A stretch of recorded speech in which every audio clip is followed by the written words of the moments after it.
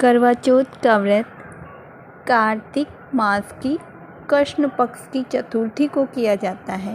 यह व्रत प्रत्येक सुहागिन स्त्री द्वारा अपने पति की दीर्घायु के लिए किया जाता है।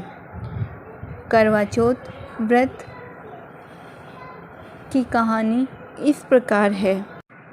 एक साहूकार के 7 लड़के और एक लड़की थी।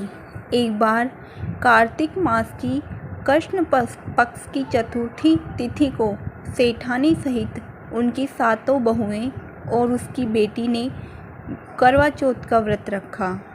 रात्रि के समय जब साहूकार के सभी लड़के भोजन करने बैठे तो उन्होंने अपनी बहन से भी भोजन करने को कहा।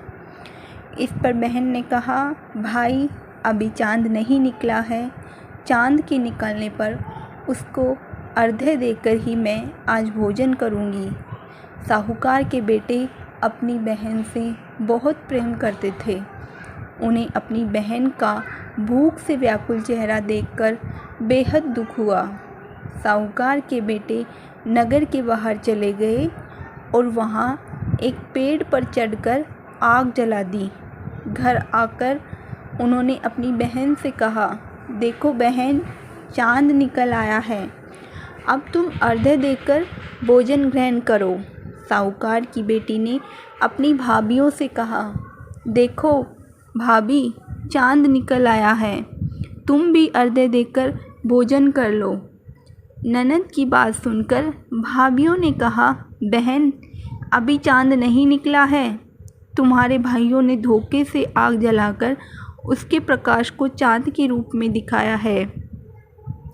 साहूकार की बेटी अपनी भाभियों की बात को अनसुनी करते हुए भाइयों द्वारा दिखाए गए चांद को अर्घ्य देकर भोजन करने लगी।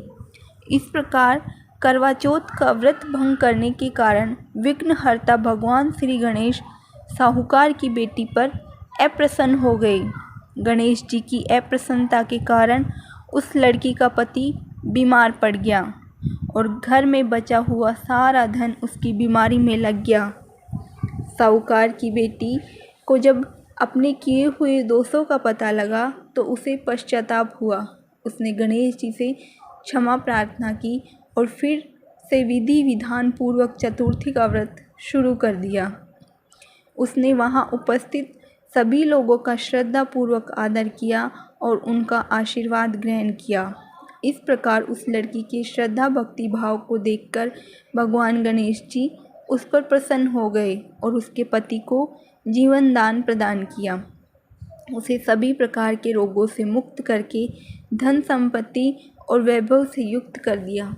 इस प्रकार करवा चौथ की व्रत कथा पूर्ण होती है।